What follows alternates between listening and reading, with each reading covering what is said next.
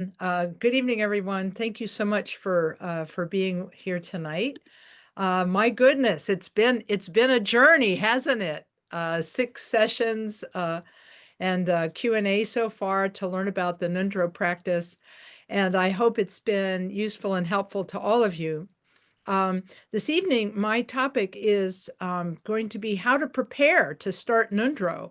So feel welcome to start typing your questions about how to prepare to start Ngondro in the chat, and I'll make sure I cover those when I'm presenting. I do have an outline, and the outline will be put on screen, and then it will also be posted to the class page tomorrow, and that way you'll have the video from tonight as well as the outline from tonight. So I'm going to cover tonight. I'm going to cover what Khenpo Karthar Rinpoche told me to do. When I first got out of 3-year retreat, he asked me to help people with Dharma practice, and I said, "Great, how?" And gradually over time, he explained to me how he wanted me to teach and train people in shamatha. He told me how to teach and train people in lojong, deity practice, and then the Ngondro. So I feel like I've got a good idea from him about how to prepare to start the Ngondro. And I'm just realizing there's a book that I don't have, but that's okay. Well, I have it. I always keep a stack of books next to my teaching table so that I can show you books. There's only one I'm missing, but that's all right. We'll be able to reference it anyway. But before we get started, I'd like to do some prayers this evening to start us off with a good Bodhisattva motivation. So Yunten, if you could share those prayers with us, we'll get started. And you can take a moment, and let's just take a quiet moment and think about our motivation for being here tonight, and kind of shake a little of the dust off of our day. Maybe we've had a good day, maybe we've had a trying day, maybe we have complicated day. So let's just take a little quiet moment, and then we'll start our recitation after that. Just a moment, just to be quiet and relax your mind.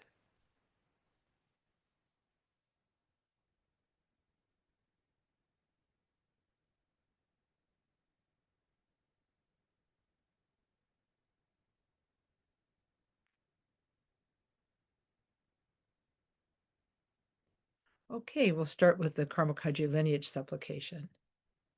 O dorje chan chen te lo narodang marpa mi la chu je kampo pa du sum she ja kun kien karma pa che shi chun je ju pa tin dang Drita tsao sum pa den tru pa sok sablam cha cha che lang ha nye pe nyam me tro kun da po ka ju la so adep so kaju lama nam jupatin no nam tar chin ji lo Jin lo gong ki kan par sum par jin Zay nor kun la cha jen me padang Say dir du ta chu pe gom chen la Ne kur jen pa me par jen ji lo 무구공 기거월순파신 맹아тер고 제페라마라 준두소화대페공첸라 주민무구개와진지로 영매공기의실순파신 강샤토팽어워소마대 마추대 가조페공첸라 곰자로단라와 진실로 남통호주쿨순파신 지암하인 칠양찰와라 마가로 파찰웨공첸라 고레히엘메토파진지로 개와큰투얀달라마당 traumei chu ki pa la lon chu ching sadalan ki yen ten rap so ne dorje chang ki go pan yer to sho dorje chang ki go pan yer to sho. Okay, now refuge and bodhicitta recited 3 times. Or Sanjay Chudan Soji Chonamla Jangchu Pardu Dani Kyapsuchi Daji Chinsoji Basunamki Drola Penshir Sanjay Druparsha Sanjay Chudan Soji Chonamla Jangchu Pardu Tani Kyapsuchi Daji Chinsoji Basunamki Drola Pinshir Sanjay Druparsha Sanjay Chudan Soji Chonamla Jangchu Pardu Tani Kyapsuchi Daji Chinsoji Basunamji Drola Pinshir Sanjay Druparsha. Now the 4 immeasurable meditations also recited 3 times.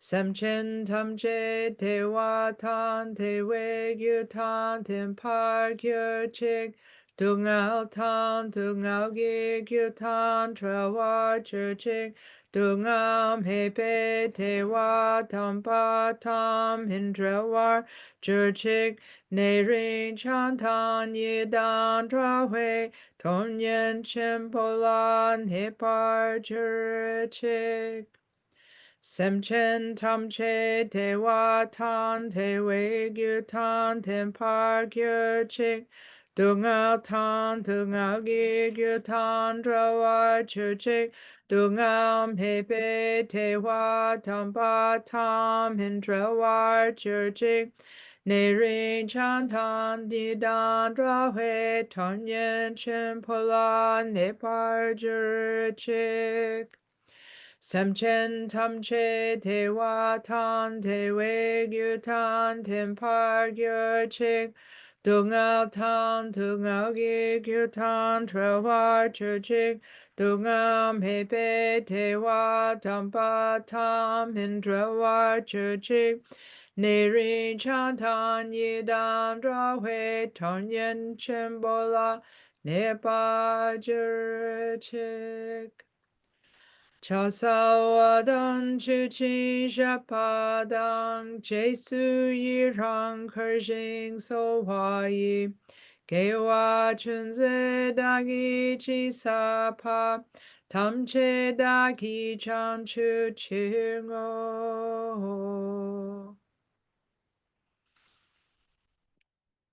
Okay. Thanks so much. Appreciate that, Yunten. He's our host with the most. So this evening, again, as I mentioned earlier, my topic is how to prepare to do the Ngondro practice. And yes, do feel welcome to put any questions you might have in chat. Now I'm going to see if I can get a show of hands. Wish me luck. You have to kind of like look and see if you can find the raise hand function. So take a second to see if you can find that. And then raise hands if you are currently doing Ngondro. Let's see how many. We got one. We got 2, 3, 4, 5. Okay, that's good. So we have about 5 people currently doing Ngondro. Okay, thank you guys. You can lower your hands. And now I'm going to see. Oh, thanks. So this is another one. All right. And then how many people think they might be starting their Ngondro in the next year? Show of hands. Okay, we got 1, 2, 3, 4. Okay, that's pretty good. 5. Yeah, excellent. Oh, yeah, we got some more. All right. Oh, good. So it looks like we've got quite a few people who are ready, who are thinking of starting. Well, hopefully this class, thank you for your hands. You can lower them. Thank you for your interest in the program. And because my hope is that in this particular episode of the class that we'll be able to cover your questions, some of the things you might be wondering about, like how do I prepare for this? Because it sounds like a big journey. It sounds like undertaking a big journey. I mean, after all, doing 400,000 of something, that's a lot. And so I think that as you will see in the outline I prepared tonight, that one of the things we will run into as we make the decision to start Ngondro or to keep going with Ngondro is going to be our own thoughts, feelings, and emotions. And oh, yes, maybe some of our good habits and some of our not so good habits. So because really, when we're working with Dharma, what are we working with except our own body, speech, and mind? We are working with our current body, we're working with our current speech, we're working with our current mind, and that means we're bringing to our practice all of our current habits. And some of our habits of thinking are healthy and good, and they will help us as we do our practice. But some of our thoughts and habits and so forth are not healthy, and so we have to find a way to accept them and to work with them and to walk up to shake their hand and say, oh yes, I know you, problem. Thank you very much. Glad you're here. Let's see how I can work with you. Because in the end, what the function of all Dharma practice is to remove confusion and delusion in our mind so that our natural Buddha qualities can shine forth. Because the Buddha's teaching was that all of the human beings, in fact, all beings, period, have the potential to become Buddha. And since all beings have the potential to become Buddha, this means that we have to, in a way, nurture the Buddha that's within us, as though we were nurturing a child. and to find a way to help that child succeed. Those of you who have children, you know what I'm talking about, because when a person has a child that they are caring for, they do as much as they can to provide good things for the child, instruction for the child, safety for the child, a home for the child, skills that the child needs to make their way in the world. And the parent's number one wish is for the child to be okay and to be successful in their life. I make a little joke for people who have teenagers, because teenagers are reputed to be difficult sometimes. And I say, well, parents, we are, you are raising your children to be independent, so they don't require you. And now that they are slowly not requiring you, I'm sorry, it's going to be a little painful for you, mom and dad, as you go through this separation, right? So, but we do this for our own children, right? We provide for them and do everything for them. But we also have to remember we have Buddha nature. So we also have to provide for the child that is our Buddha to be within us, and to take care of and be gentle with and train that child very well. Not everyone grows up with an attitude of love toward themselves. Not everybody. Some do, some don't.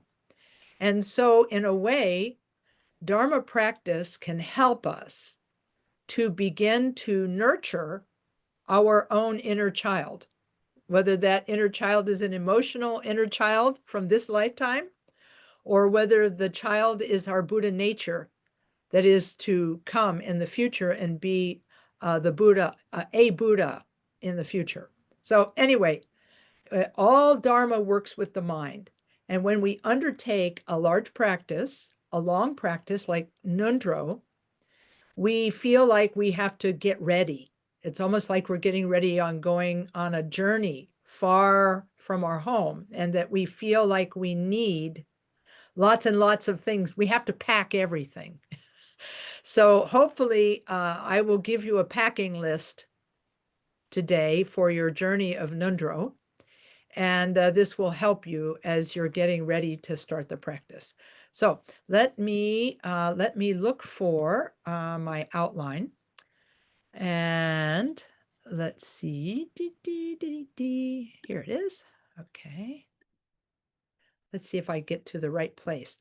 I may have mentioned this to you previously. My husband likes to tease me about my desktop, my laptop computer, because I have so many open windows at once, and sometimes it gets a little funny, as we try to, as I try to share a file with people. So here is my outline. So let's talk about what are we going to do to prepare to do the Ngondro practice. Well, the first thing to do is we have to work with our intention.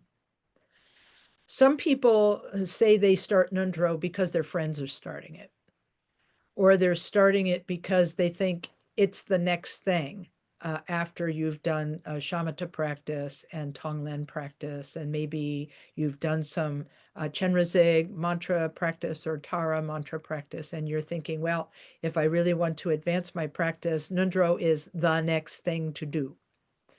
So I think it's important for us to take some time and clarify our intention, and recognize that we very much would like to eliminate our confusion and delusion, and that in the hopes of purifying and removing our confusion and delusion, we will undertake the Ngondro practice. So that way, if we can undertake the Ngondro practice with a directed, definite intention, it'll be easier for us to practice Ngondro, because we will have developed an intention that is helpful to us as we're going through the training. And Khenpo Rinpoche told us one time that it's really great to sort of aim your Dharma practice at something. And he said you can do this with your Ngondro practice. He said if you undertake your Ngondro practice with some, just sort of nebulous, general, unfocused idea, like, oh, I hope it'll help me to study Mahamudra in the future, that kind of thing. That's great, but you can also aim your Ngondro practice at things that are bothering you. So perhaps you have something going on in your life. Maybe you had an argument with a family member, or maybe you've had an argument with your significant other, and you're worried about something about your relationship, or maybe you're worried about your job, or maybe you're worried about money, or something else. Khenpo Rinpoche said that if you aim any practice that you are doing, whether it's mantra practice, shamatha practice, Ngondro practice, if you aim that practice at what is bothering you, he said it will serve as a remedy for the problem. It's not that it's going to solve the problem particularly, but it will help you be more ready to take on the problem. I hope that's clear. Anyway, he said your Dharma practice can any Dharma practice can help with anything. He said we're a little narrow-minded. He said we think, oh, I need medicine Buddha for healing, Chenrezig for compassion, Manjushri for wisdom, and things like that. He said, but any of these practices can do all of those things. Chenrezig can be used to heal, Ngondro can be used for healing, and so on. So the first thing to do is to work with our intention. Then Khenpo Rinpoche said that it was really important for people who are doing Ngondro before they actually start doing Ngondro, they should study and practice the mind training. And I better put that word here, Mahayana mind training, which is called Lojong in Tibetan, or Lo is mind and Jong is training, so Lojong. And he said it's essential for developing the right motivation for your Ngondro practice. He said sometimes people do Ngondro for, again, an unfocused reason. And, or maybe they just want to rush through their Ngondro practice so they can get to the quote unquote good stuff in the next phase of their practice, which might be deity practice or it might be Mahamudra practice. So he said they rush through their Ngondro sort of mindlessly. And so he said it's really important to do Tonglen meditation to develop the bodhisattva motivation for your Ngondro practice, because he said if you develop this bodhisattva motivation, and that is the motivation behind your doing Ngondro, he said your Ngondro cannot help but succeed. He said it will actually go well if you fully train yourself in the Ngondro. In the Lojong. If you fully train yourself in the Lojong, the bodhisattva attitude, then he said your Ngondro will actually go much more smoothly than if you don't train in Lojong first. And the other thing that I personally believe, this is not from Khenpo Karthar Rinpoche, but it was my own experience, that learning Lojong helped me to learn how to work with hope and fear about my practice. Now, you may say, well, isn't hope a good thing? And shouldn't we have that? Well, maybe instead of saying hope and fear, I should say expectation and anxiety, because those are the negative things. We can develop both of these things. We can develop expectation and we can develop anxiety about our practice. It can actually make us worry. Sometimes we worry, is our practice working? Am I going fast enough? Does my teacher approve of me? We think of all of these things, and they make us worry. And one of the skills we learn in the Lojong practice is how to constructively work with hope and fear, or expectation and anxiety. We hope practice will go well, or we expect that practice will go well, or we fear that practice will go badly, or we feel anxiety about our practice and hope and fear it will go badly. And so whenever we feel these two things, expectation or anxiety about our practice, we have to take these things on right away. We shouldn't let them stew or steep like a tea bag. We shouldn't let them sit there without being addressed. And Lojong, one of the skills we learn in Lojong is not to be afraid of our mental afflictions, not to be afraid of our anxiety, not to be afraid of our negative habits of expectation, but to learn how to engage those habits in a constructive way. Those of you who've already taken our KTD Lojong course will know that in the book, our Lojong textbook, this will be the first of several books I'll show you tonight, The Great Path of Awakening. In our Lojong textbook, it says that when we experience mental afflictions, what we're supposed to do is use the slogan, 3 objects, 3 poisons, 3 seeds of virtue. And so what this means is that if we're feeling fear, we think we see fear as a potentially poisonous emotion, that if we let fear take us over, that we might not finish our project or might not even do our practice if we let fear take over. So the formula that Jamgon Khantrul the Great gives in this book is that he says when you feel fear or anger or arrogance or competitiveness, that you're supposed to confront it and say, I am feeling anxious, or I am feeling angry, and I know this is a problem for my practice. Therefore, I make the aspiration right here and now that this anger or this anxiety contain the anger and anxiety of all sentient beings. And that by my working through this moment of fear and anxiety, may I be free of it, and may all beings be free of it. And furthermore, I aspire that we all become Buddhas, which is the complete freedom from these mental afflictions. And so if we can address our expectation and anxiety about practice with this Lojong approach, this is going to allow us to keep practicing even when we feel that we have obstacles, because that's the next thing we need to consider. We really need to see what areas of inner growth we need to address.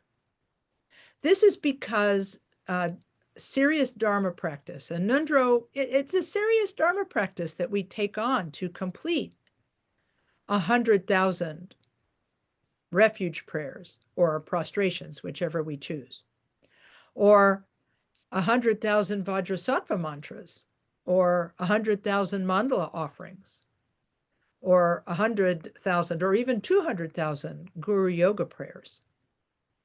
When we take on something that big, it can bring up some of our hidden obstacles, some of the hidden, I love the way Mingyur Rinpoche calls them, our Buddha nature blockers, the things that prevent us from experiencing our Buddha nature. So we have to see what areas of inner growth we need to address. And Ngondro can bring up hidden obstacles. Maybe your obstacle is you have a problem with completing large projects and goals. Ah, my formatting didn't work. There we go. Maybe we often fail to complete large projects, and that makes us afraid to take on Ngondro because it's another large project and maybe we won't complete it, or maybe we won't have the strength to complete it. So we might have a problem with completing large projects and goals. Maybe we have problems with faith in the Dharma. Maybe we're not sure this whole Dharma thing is okay. One of my friends said when they started doing Ngondro, they began to realize when they were doing prostrations and taking refuge that they weren't really sure they believed that Buddha was real. And so they had some doubt and they had to stop for a while until they could talk to their teacher, and then the teacher help them work through their problems with Dharma. Now, this is the value of teachers, which we're going to hear about several times tonight. This is going to be a sub-theme of this talk tonight, is the importance of teachers and spiritual friends to be a touchstone for us, a place to touch in for us so that we can check up on ourselves and see how we are doing and be a source of strength for us in our practice. So that's another problem that can come up. Maybe our problem is something else entirely. Maybe it's one of the 3 kinds of laziness that Gampopa talks about in the Jewel Ornament of Liberation. Sleepy, loving to sleep. That's called, in English, they call that indolence. Like, oh, I just want to sleep in. I don't want to practice. Oh, I'm so busy. Oh, I'm so busy. I can't practice. Oh, so busy. And then the other kind of laziness is the laziness of self-doubt, where we have a doubt that maybe we just can't do this Dharma thing. Other people can do this Dharma thing, but maybe we can't. And that's another thing that can lead us to not doing our practice. So maybe while we're practicing Ngondro, we have a hidden obstacle that we didn't know about with large projects or with faith or with laziness. But maybe we also have problems with compassion and devotion. I don't feel any compassion, or, oh, I don't feel any devotion. Like, who are all these people in the refuge tree? None of this makes sense to me. We can have those kinds of problems and obstacles arise.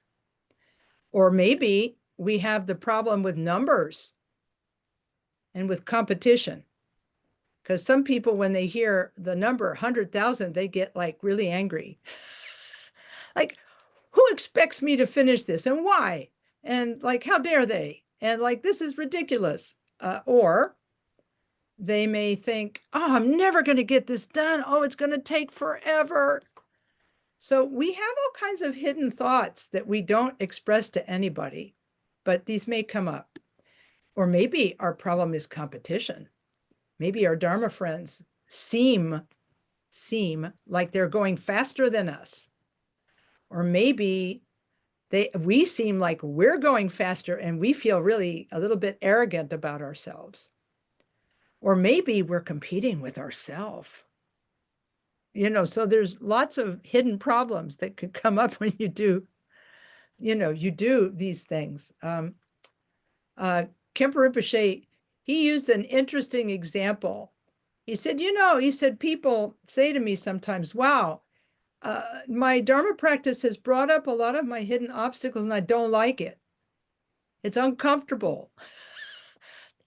Here's the thing, it may be uncomfortable, but they're going to come up sometime. And so you may as well work with it, because if they don't come up during Ngondro, they'll come up when you're trying to do Mahamudra practice. And it's way better to deal with them early rather than waiting and dealing with them later. And Khenpo Rinpoche said, and I used this example in a previous class. He says, sometimes when you do Dharma, a lot of weird stuff comes up in your mind and you think, maybe if I just stop doing Dharma practice, then everything will be fine. He said, it's not like that. He said, Dharma practice is actually helping you cope with the stuff that's coming up. And if you abandon it thinking, well, maybe I won't have bad things come up for me if I stop practicing, he said, not only will you not get the benefits, from Dharma practice, you'll keep having obstacles and problems, but then you won't have any way to deal with them because you will have abandoned your Dharma practice. So there's all kinds of things that can happen. Anyway, the other example that he gave, and I'm going to take a break from the outline for a second. The other example that he gave was a cooking pot. He says, maybe you smell something in your kitchen and you don't know what that bad smell is. And then you open a closet in your kitchen and you found a cooking pot that you forgot to wash. And it's all stinky and full of gross stuff, and yet it's really expensive. It was an expensive cooking pot and you can't throw it away. So you kind of like hold your nose and you put it in the sink, and then you pour soap in, and then you pour the water in, and it smells even worse. And now you're starting to sneeze, and it's just a terrible experience. But as you wash, you see a little bit of that stainless steel show through that expensive cooking pot, the steel. Now you can see a little bit of steel. So now you're happy because now some of that negative gunk is going away, and you just keep cleaning, cleaning, cleaning. And he said, that's our experience in Dharma practice. He said, when we first start doing Dharma practice, it seems kind of easy, but then when our patterns come up and we have to kind of cope with them, it gets stinky and awful, and we get a little discouraged and we think maybe we should quit. And he said, but then don't do that. Don't quit. He said, keep going. Don't quit, because your Buddha nature is in there, and you will become more encouraged as you work with and overcome your obstacles. So that's just something I wanted to say about that. And let me go back to let's see if I can find it. Okay, there it is. And so let's see. Well, what happened? There it is. Okay. So really what we have to do is we have to be determined that we're not going to let these things stop you.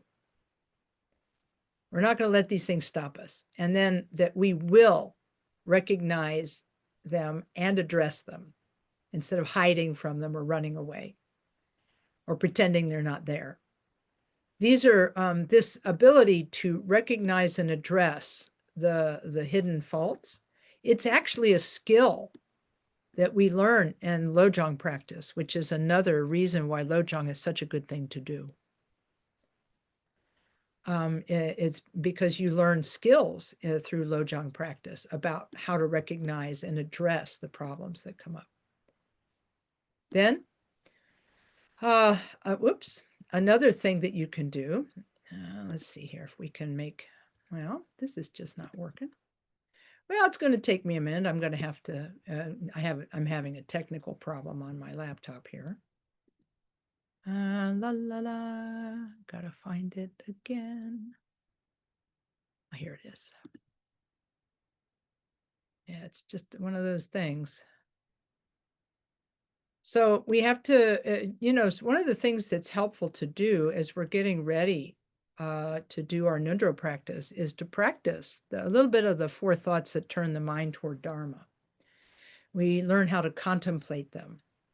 And in the earlier classes here, the Lamas taught us how to contemplate the 4 thoughts that turn the mind toward Dharma: the preciousness of our life, the impermanence of our life, the truth of karma, action, cause, and result, and the defects of samsara. And by reviewing these truths, these 4 thoughts that turn the mind toward the Dharma, that helps us to develop the determination to overcome obstacles and to complete our practice. And so I include in the outline an article that's on lamakathy.net which I think I may have talked to you guys earlier about in another class, if not this one, from His Eminence Tai Situ Rinpoche, who taught us how to do a practice or a contemplation of the four thoughts by using a three-part process in which we review and contemplate like the facts of the situation, precious human birth. We can think such things as no matter how much trouble I've been through in my life, I'm still here and I know the Dharma and I've met the Dharma and I can practice Dharma. I'm very grateful for that and develop that feeling of gratitude. And so that's called the first part of a contemplation, is where you review the truth of the that you're trying to study. The second part of a contemplation is the recognition of the truth of what you are studying. Like at some point in that review process, you'll think, wow, I really am lucky to be alive. And I'm lucky to have met the Dharma.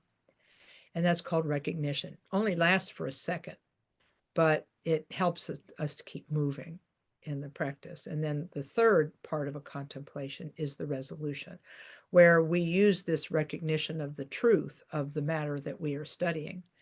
And we use that recognition to help us resolve to practice the Dharma.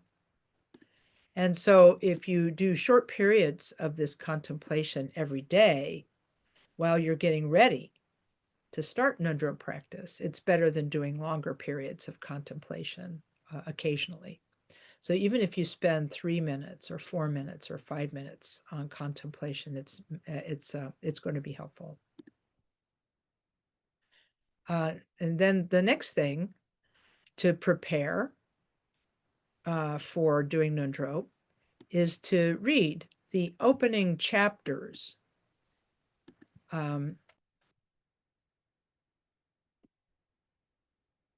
of the Torch of Certainty or the Torch of True Meaning. There are two editions of this book. The older one is this one, the Torch of Certainty. Let's see if I can get it closer. Nope. It has to be a certain distance from the camera to be seen, by Jamgon Kongtrul. That's the older version of the book. And the newer version of the book is the Torch of True Meaning. It's the same book, just different translation.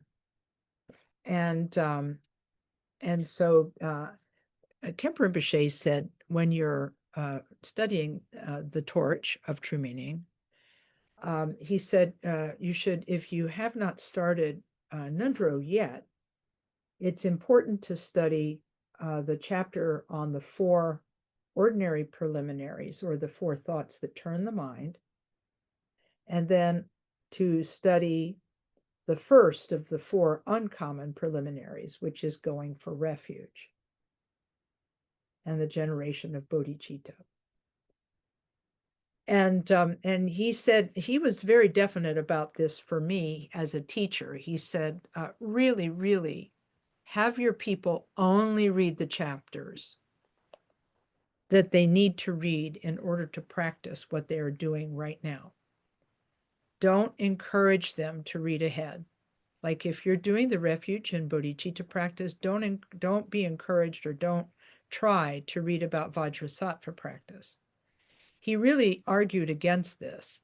He said, because what happens is sometimes, he says, sometimes people read the next chapter and they get so excited about the next practice, they stop doing the one they're doing and they don't ever finish it because they get excited about the future one.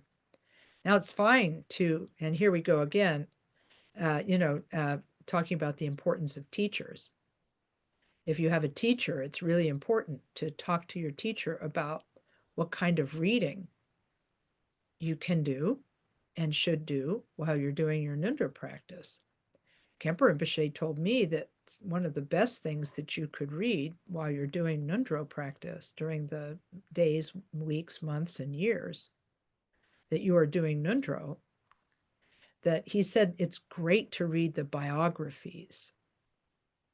If you want to have something to read, if you want to have something to read the biographies of the great masters, right? Something to read. read the life stories of the great masters. He said, particularly Marpa and Milarepa, but there are also biographies now of Gampopa and the Dusum Kempa, the first Karmapa. And there do exist biographies of Tilopa and Naropa, so I'll add them in.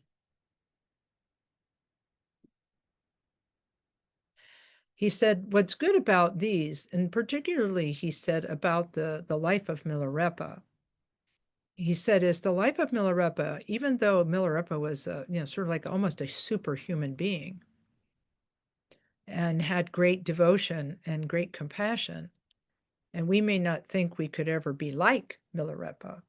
He said, it's really good to read about his life because he was a person who started from basically less than zero because he was human, but he had committed murder when he decided to turn toward the Dharma. So in this way, he had a lot to purify. And so reading his story in particular is helpful because he said, we start out as confused human beings, just like him. Maybe we're not murderers, but we have a lot of negativity. And he became an enlightened being in one lifetime. So this is a little bit about some of the things that you can do. You can read the opening chapters of Torch of Certainty. You can read and if you really want something to read, he said, read the life stories. Also, reading the songs of Milarepa can be really very helpful.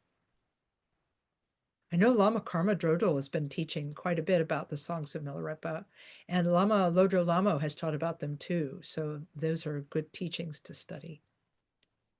So then another thing you can do before you start doing your Ngondro practice is get advice from a Lama or a spiritual friend. And if you have, as you're doing your reading, if you have questions, then write them down. Because then you can take your questions to your Lama or your spiritual friend and ask them to help clarify things for you. And so then once you have read the book, read those opening chapters of the Torch of Certainty, gotten some advice from a spiritual Lama or friend, then you have to choose a Ngondro prayer text. And there are two. And whichever one you choose will be the one you use for the entire Ngondro. One is the chariot for traveling the noble way. That's one way that the title is translated. It's by the 9th Karmapa. It's the main Ngondro text that we use at KTD and the KTC centers. So that would be one. And then the Ngondro for our current day. I think that's the title. It is. Yeah, thank you. Yeah, by the 17th Karmapa. And you may say, well, what's the difference between them? Well, I'm guessing that some of the teachers have already addressed this question in the class. And I'll tell you what Kemper Rinpoche said about it. He said they're both good. And he said, just pick one. However, he spoke very glowingly of the 9th Karmapa's text. He said, yes, there's more chanting there. He said, but more chanting is good.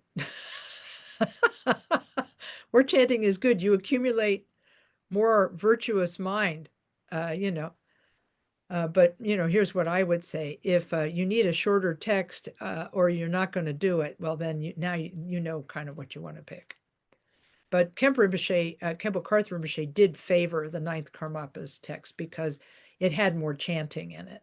And he said that gave you an ability to accumulate more merit. So you choose a text, and then after you choose your text, you get the reading transmission for the Ngondro prayer text. And then you also have to get what is called the practical instruction.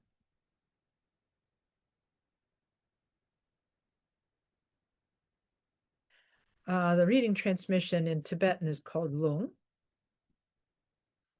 And then the practical instruction is called tri for the part of Ngondro you are doing.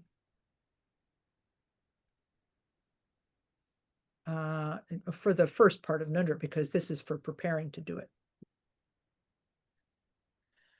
And then you would start. You would start. And one of the best places to start is Lama Karma Drodul's Ngondro retreat at KTD. My friends at Columbus, Karma Takes Some Choling, Columbus, Ohio, KTC, several of them actually drove all the way to KTD to start their Ngondro practice with Lama Karma, because they wanted to be in a big room, the big shrine room in front of the big statues, and do their first Ngondro prayers or prostrations in front of the big Buddha with lots of other people with them. And they felt what they told me was they felt the strength of the numbers of people who were practicing with them. They really got a boost in their energy, and they got a boost in their inspiration from being a KTD. But if that's not possible, start however you can. But, talk to your Lama, get your text, get the reading transmission, get the practical instruction for how to do the first part of Ngondro. And then my advice, just old Lama here saying, be gentle with yourself and always nourish your bodhisattva motivation. So that's my advice about starting Ngondro. In fact, I can now type the words end. So that's the end of the outline. So I wanted to share with you some of the things that Rinpoche said to me for how a person could and should prepare for doing the Ngondro practice. So that leaves us a half an hour. Wow, for questions. So thank you very much to Yunten for putting the books, the book listing, for Great Path of Awakening, Torch of True Meaning, Torch of Certainty, Life of Milarepa. Thank you so much. And it looks like we have a question already. Okay. Let's see. Hi. It says, this is from Tom. Hey, Tom in Chicago. Could you please go over the refuge prayer we say while doing prostrations? We say a different one for Ngondro. Oh, yeah, we do. That's true. Okay, yeah, I can do that. Yeah, let's see if I may actually have I'm thinking I do. Let me take a moment. I think I have that with me. You'll get a kick out of this. I have so many PDFs of Ngondro. I have it, Lama, Kathy. You do? You have it? Oh, you're the best. I do. Can you show it on screen for me? Give me just a moment. You are totally the best. And then I'll explain a little bit about it according to what Rinpoche had to say about this. Oh, lovely. Oh, fantastic. I'll tell you what, you've got a deep collection here. So it says, I take refuge in the glorious holy lamas, the kind root lama, and the lineage masters. I take refuge in all the yidams and deities gathered in the mandala. I take refuge in all the Buddhas. I take refuge in the holy Dharma. I take refuge in the noble Sangha. I take refuge in the assembly of the Dakas, Dakinis, and Dharmapalas, those who have the all-seeing eye of wisdom. You're right, it's different from the prayer that is in our refuge booklet. Because those of you who took refuge with one of the lamas at KTD or the KTC system, Now, leave that up there for a minute, Yenten, because I want to refer back to it. You will remember from now until enlightenment, I take refuge in the Buddha, Dharma, and Sangha, right? Through the merit of generosity and other good deeds, may I attain Buddhahood for the sake of all sentient beings. That's the 4-line refuge prayer that's attributed to Atisha and is a common 4-line refuge prayer and it is the refuge. It's a common refuge prayer in Tibetan Buddhism, and it's also printed in the front of our refuge booklets at KTD and KTC. And it's a taking of refuge. It's called the taking of the Mahayana refuge because it names the 3 jewels of refuge: the Buddha, who's the teacher, the Dharma, that is the path, and the Sangha, that is the community. Those are called the 3 objects of the Mahayana refuge. And the reason it's called Mahayana refuge is that we take it not just for this life, but from now until enlightenment is reached. That's a long time. And so we take it, for all of this time. And not only do we take it for our own enlightenment, we take it for the enlightenment of all sentient beings. And so that's what makes it Mahayana refuge, that we take it for all lifetimes and that we take it for the benefit of ourselves and all sentient beings. And we take it until we reach enlightenment. So that's the refuge, the 4-line refuge you're used to. But now, how is this different? I take refuge in the glorious holy lamas, the yidams, and deities gathered in the mandala. Then there's Buddhas, Dharma, Sangha, and the assembly of Dakas, Dakinis, and Dharmapalas, those who have the all-seeing eye of wisdom. So we recognize Buddha, and we recognize Dharma, and we recognize Sangha, but who are these others? This is sometimes called, this 6-line refuge prayer is sometimes called the prayer of Vajrayana refuge, or the Vajrayana refuge prayer, because it adds in 3 additional sources of refuge: the lamas, the yidams, and the protectors. And they are called the 3 roots. The Buddha, Dharma, and Sangha are the 3 jewels, and the Lama, Yidams, and protectors are called the 3 roots. So the Lama is said to be the root of all blessing. That's because we get the blessing from our Lama of the instructions to uncover our Buddha nature. So the Lama is the root of all blessing. And how do we attain this blessing? Through doing Guru Yoga. Asking for the Guru's blessing, praying to the Guru with devotion, and then receiving the empowerments from him or her. So the Guru is the root of blessing. The Yidam is called the root of accomplishment. The word Yidam refers to the function, not necessarily the being. Yi, Y-I, refers to the mind, and Dam, D-A-M, refers to a bond. Yidam is the bond of the mind. And so a Yidam is a Buddha or Bodhisattva that we use as our, for lack of a better term, patron Buddha or patron Bodhisattva. We use them as a connection to the Buddha within us. So let's say that we take Chenrezig, a Bodhisattva, as our Yidam. We will learn about Chenrezig. We will study about Chenrezig and Chenrezig's activity. We will study his sadhana. We will recite his mantra. We will identify with his form. And in that way, by remembering Chenrezig always, and always remembering Chenrezig as being not just a bodhisattva, but our guru in person,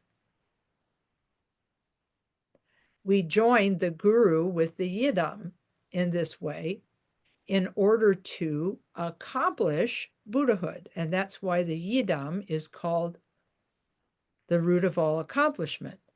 The reason they bring up about the idea about mandalas, this is going to be explained a little bit more in the next set of classes that we do here in the Dharma Paths program.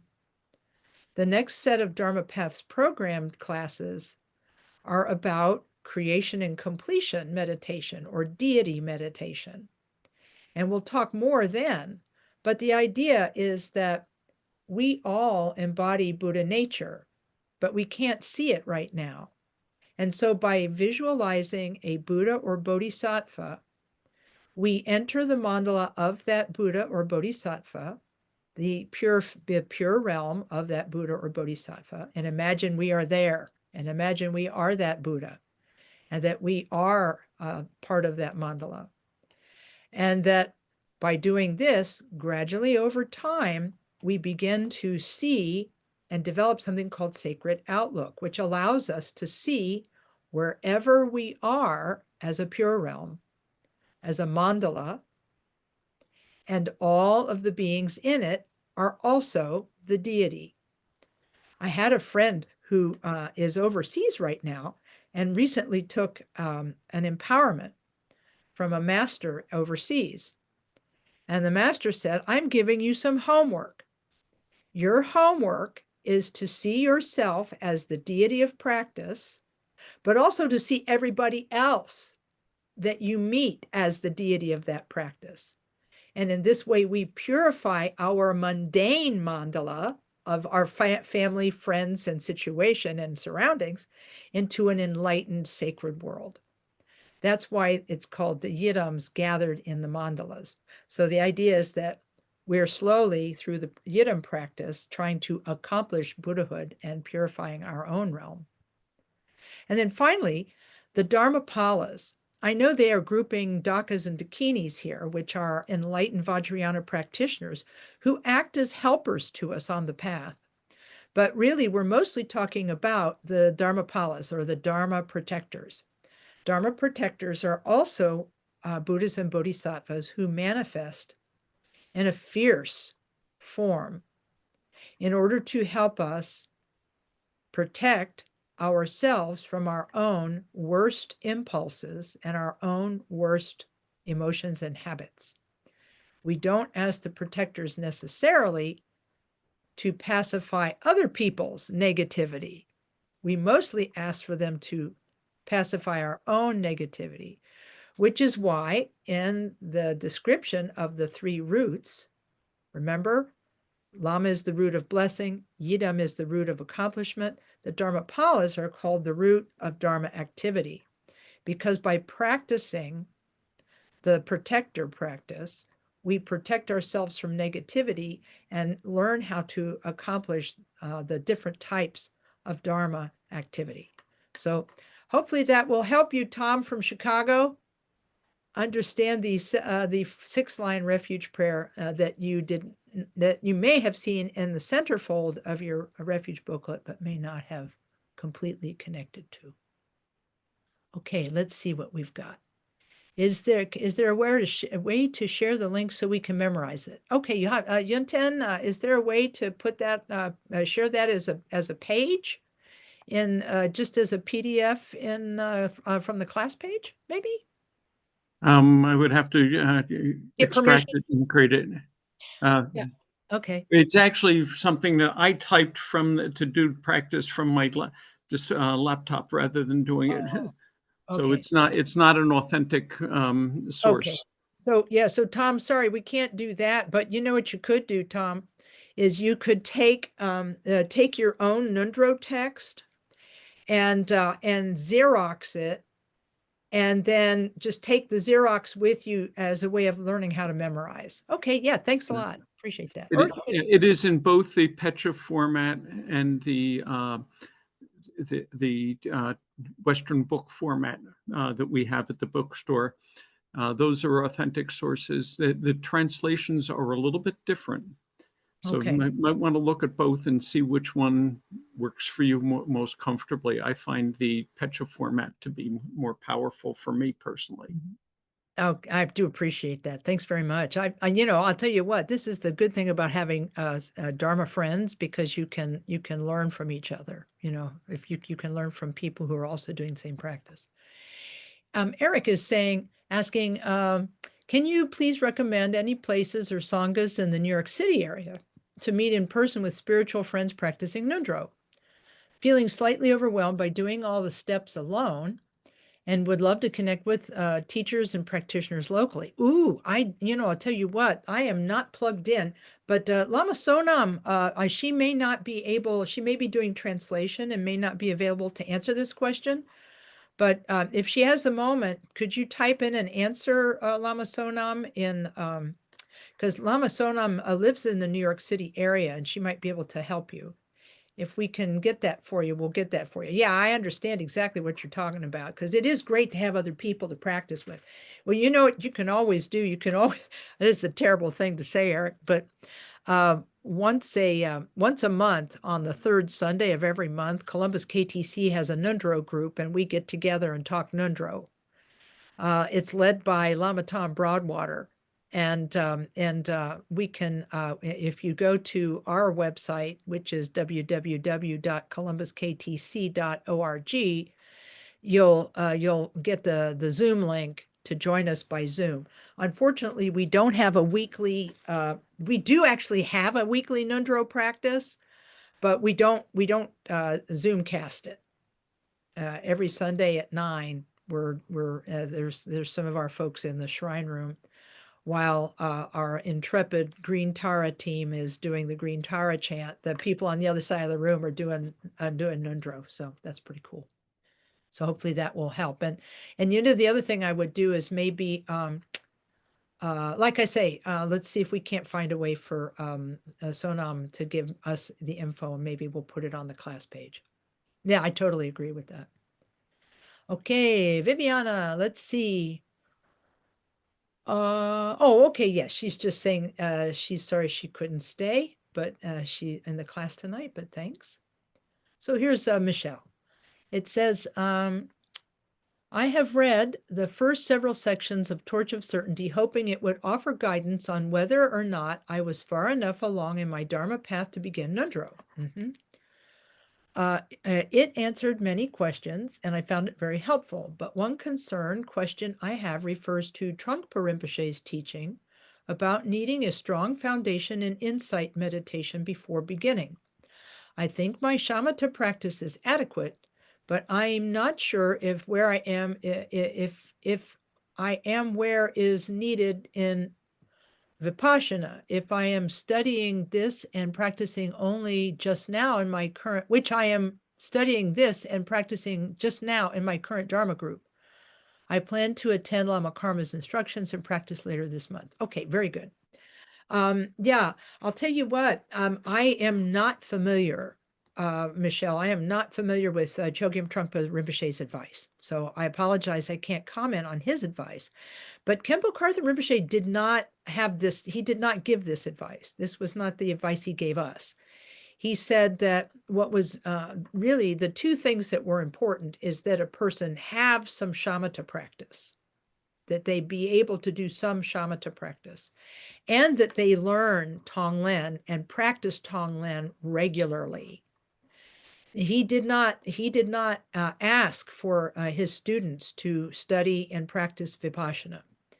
And what he has said at other times, not in context of Ngondro instruction, but in the context of his Mahamudra instruction, he said that that Vipassana as taught. Oh, I'm sorry, this wasn't Khenpo Rinpoche. I apologize. This wasn't Khenpo Rinpoche said this. His Eminence Taisitu Rinpoche said this in the context of his Mahamudra instruction.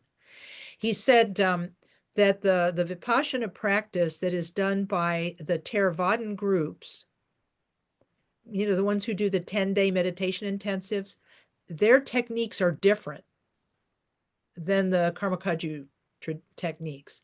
And so he didn't recommend against them, but he recommended for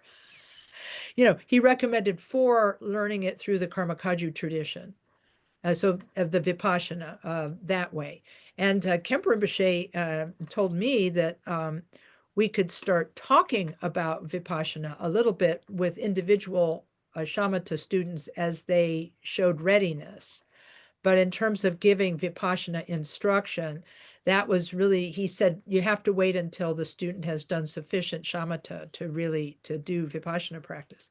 However, what was really interesting, very interesting, is that he said that Ngondro, Khenpo Karthar Rinpoche now, said that Ngondro could be a form of shamatha. And it could be a form, and then Bokar Rinpoche said any visualization practice is a form of Vipassana. And here's the logic they used to explain that. Khenpo Rinpoche said that the Ngondro practice is shamatha in that you have to place your attention on an object, and that when your attention wanders, you've got to bring it back. And so whether that thing you're attending to is your breath or an external object or a visualized image that you imagine you're in the presence of, that's a form of shamatha. And he said, Khenpo Rinpoche said, that when you are doing the initial part of Ngondro, the initial part, the refuge and bodhicitta, he said, that refuge tree, that's big. And he says, and nobody can hold it all in their mind at once. He said, so for us as beginners, he said, the only thing we may be capable of doing is acting as though we are in front of the refuge tree, even if we can't visualize it. Maintaining the sense that we are in the presence of enlightened ones and that we are taking refuge in them over and over and over again, that is actually a form of shamatha, because we're returning again and again and again. And he said, your attention, when you're doing your Ngondro practice, may wander a bit within the practice. For a while, you might attend to the sound of your voice reciting. For a while, you might attend to the thing that you're looking to purify, like, oh, please, may this practice purify my negativity. Or maybe you'll think something like, oh, I feel such faith and devotion for the gurus and things like that. He said, as long as you are staying within the confines of the practice, it's still a form of shamatha. He said, now, if you start using your practice time to solve problems at home or at work, you're off base. You're not strengthening your shamatha. But he said, if you stay within the realm of the place where you are and the practice you're doing, that sharpens your shamatha. Now you might ask, well, how can visualization be a form of Vipassana meditation? Bokar Rinpoche, in his book, Chenrezig, Lord of Love, he was talking about Chenrezig practice, but you could really say this about any practice in which visualization is used. He said, when you visualize something, you are seeing something as being not solid and being made of light. Okay? Not solid and made of light. So you're seeing the refuge tree as being not solid, not made of material, but made of light. And he said those are the two aspects of mind that are honed and nurtured in Vipassana practice. Mind's emptiness and its clarity. So in a way, attending to a visualization, a visualized image, is a form of Vipassana, he said. So I thought that was really kind of interesting. So in terms of whether you're ready to start, here's what Rinpoche told me. And I'm glad you actually asked about this, because this is something I forgot about until you asked. Rinpoche said, as a general rule, he said, if you can do about 30 minutes of practice a day, he said, you're ready. You're ready to do Ngondro. You have time to do a session of Ngondro. And of course, some people will get it done less quickly and they'll need more time than 30 minutes to do a session. But, he's just trying to say, if you are currently doing about a half an hour of practice a day, you've got the time to do it. Now, I would tell you that if you're ready to go and you're ready to start, then you can talk to a Lama about it and talk to the Lama about your individual questions and concerns. So I don't know if that helped or not. Did that help? She's giving me the high sign. Okay, that's super. Okay, let's see. Will, let's see. Understand your comment about doing some practices such as Lojong before beginning Ngondro. Uh, and in this same way, he says he's been going back and watching the Dharma paths 1 through 5 while attending this series. That's a good idea. You know, kind of reviewing the old classes. In light of this, is it still okay to follow my intuition and start Ngondro slowly and take the first steps? Possibly it'd be correct to continue shamatha and lojong practice. Yeah, and have these going concurrently. Yeah, if you feel moved to start and you have a lama who can instruct you, that's going to be the best, because the lama will help you to determine if you have any obstacles in starting. But yeah, just always work on your bodhisattva motivation. Just really work on it and really learn that slogan: 3 objects, 3 poisons, 3 seeds of virtue, so you can catch your mental afflictions as they arise. I really feel that that slogan is pivotal to accomplishing off the cushion Tonglen. And to do Lojong really properly, you got to internalize that, the willingness to confront your own mental afflictions in the moment. Because when you get that skill to actually work with how you are feeling when you are feeling it, there's a great relief and power in that. And so it's anyway, a lot of people have told me that, like, in fact, I had like 1 or 2 people report to me lately, like, hey, I tried that 3 objects thing and it worked. Like, they're real surprised, and that made me happy. So I would say that if you have a lama and can ask Will about, whether you're ready to start, you have to have a lama guiding you and get the reading transmission and get the practical instructions. You can't really start counting your Ngondro repetitions until you have someone to give you the instructions and reading transmission. So hopefully that's helpful. One other thing I would add to that, Yes. I learned the hard way, um, is you also need refuge. I got Mhm. inspired and went to a teaching, and they didn't happen to mention you needed refuge first, and I was 17,000 into it and had to start over again. So make sure you get refuge up front.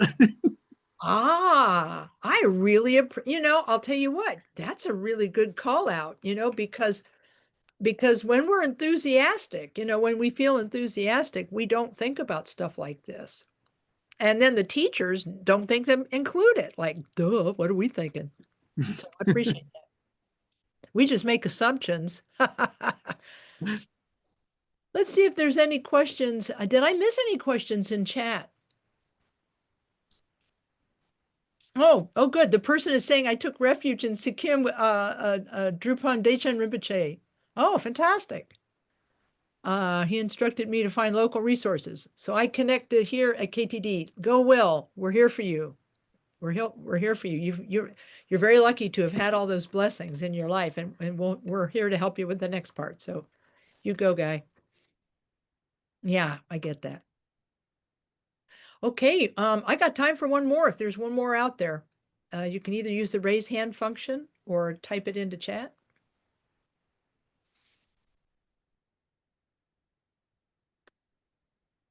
Going once, going twice. All right.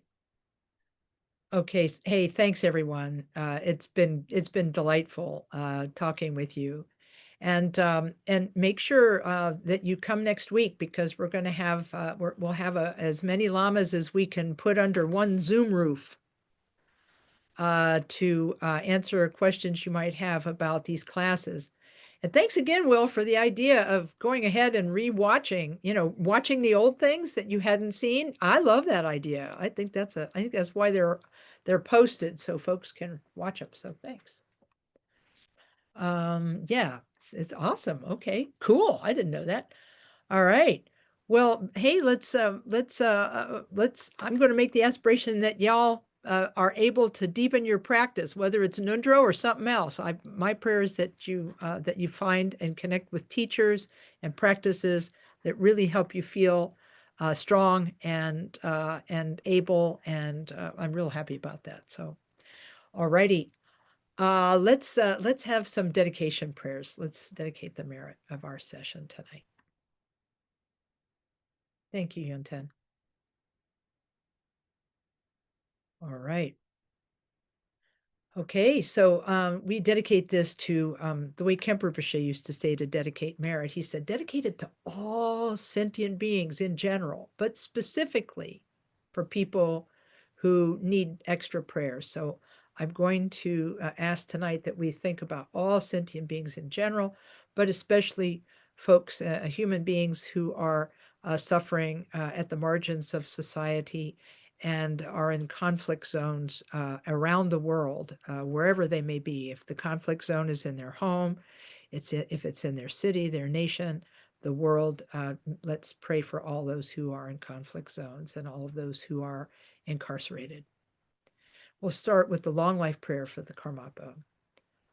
O Jiao Kun Ning Che Ran Zu Karmapa, Giao Kun Trin Lei Chi Du Karmapa, Giao Kun Dun So Huang Kur Karmapa, Or Jen Du Tu Trin Lei Shap Ten So.